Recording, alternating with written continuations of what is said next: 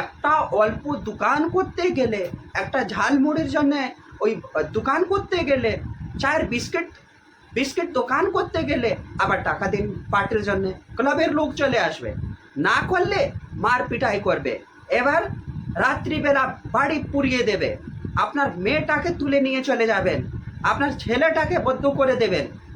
মানে কি অবস্থা করে নিয়ে দিয়েছে। আমরা তো কিছুই, মানে ভারতবর্ষে এরকম কোনো রাজ্য নেই সেরকম অবস্থা হিন্দুদের হয়েছে। আমি একবার আবার জিজ্ঞাসা করছি কি সবাই মুসলিমরা তো এক হয়ে গিয়েছে, ফুরফুরা শরীফ হোক না, মুর্শিদাবাদ হোক না, খিদিরপুর হোক না, মালদা হোক না, মানে যত বাংলাদেশের বর্ডারের পর্যন্ত যে লোকটা আছে, যাদের ঘর বাড়ি আছে, তারা তো একদম একজুট আছে। হিন্দুরা একজুট হচ্ছে না কেন? একবারই আমি বলছি, একবারই হিন্দুরা একজুট হন, আবার বিজেপিকে বিজয়ী করুন, বিজেপি আসলে আপনারা বাঁচতে পারবেন। এবারে দেখুন যে আজকাল মেডিকেল কলেজে যে ঘটনা হয়েছিল, অত জঘন্য বলাৎকার হয়েছিল, যে মহিলা, যে ওকিল ছিলেন তাকে এখন রাজ্যসভা পাঠানো হয়েছে। বুঝতে পারছেন কি অবস্থা করে দিয়েছে। মানে ওই যে মেয়েটাকে অত কষ্ট করে মেরে ফেলে দেওয়া হলো, অত জঘন্য হলো, তার পক্ষে তো দিদি কোনোদিন আওয়াজ তুলেননি।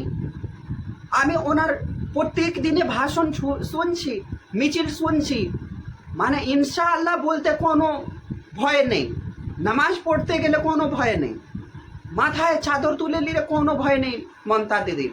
কিন্তু জয় শ্রীরাম, জয় মহাদেব, জয় মা কালী বলতে ওনার কি গায়ে জোর পড়ছে, কি গায়ের কষ্ট হচ্ছে, কি মুখের কষ্ট হচ্ছে বুঝাই যাচ্ছে না। আর ও নাকি ব্রাহ্মণ মেয়ে, ও নাকি ব্যানার্জি, ও ব্রাহ্মণ মেয়ে বলে নিজেকে। আর কি অবস্থা করে দিয়েছে এখন ওয়েস্ট বেঙ্গলকে। মানে পশ্চিম বাংলায় যত রুট আছে প্রত্যেক শুক্রবারে সব রুট বন্ধ। আমরা যেতাম ডনলপে এমএসএমইতে পড়াশোনা করতে, মানে কি কষ্ট হচ্ছে ওই রাস্তায়, প্রত্যেক শুক্রবারে রাস্তায় বন্ধ, 14 কিলোমিটার, 10 কিলোমিটার, 5 কিলোমিটার পুরো রাস্তা বন্ধ, অন্য ডাইভার্ট করে দিত রুটটা। কেন কি ওরা মুসলিমরা এসে নামাজ পড়বে। আমাদের যখন রামজনম যে জুলুস আছে, আবার কালীর সরস্বতী মন্দির পুজোর জন্যে, ওই কি বলা যায় দুর্গা পুজোর জন্যে আমাদের কোর্টে যাওয়া হচ্ছে। কি বলে বলে কি এই মুসলিম বহুল এলাকায় থেকে আবার হিন্দুর কোনো পূজা যাবে না, কোনো রথযাত্রা যাবে না, কোনো জুলুস যাবে না, কোনো মিছিল হবে না হিন্দুদের মুসলিম পাড়ায় হয়ে। কেন? আমরা তো কোনোদিন বলি না। তোমরা তো অনেক আছো, আমরা 10-12 ঘরে আছি, 10-12 ঘর আছে, তার মধ্যে তো তোমরা খুব মিছিল করো, খুব মিলাদ করো, খুব ঈদ করো, খুব জুলুস করো। আমরা কোনোদিন হিন্দুরা তো বলি না কি এই হিন্দু বহুল এলাকা আপনারা যাবেন না, আপনাদের জুলুস এখান থেকে বেরোবে না। আমরা তো কোনোদিন পত্থরবাজি করিনি, বমবাজি করিনি, আমরা তো কোনোদিন মুসলিম লোকটাকে কেটে ফেলে দেই না। আমাদের কোনো মহাত্মা, কোনো সন্তি এরকম বলে না কি আমরা মুসলিমরা কাফিরকে কেটে ফেলে দিন, আমরা তো কোনোদিন বলি না। কিন্তু ভোটের জন্যে টিএমসি সাংসদরা, টিএমসি বিধায়করা ওরা কি বলে, ভগবান রাম নাকি মুসলমান আছে।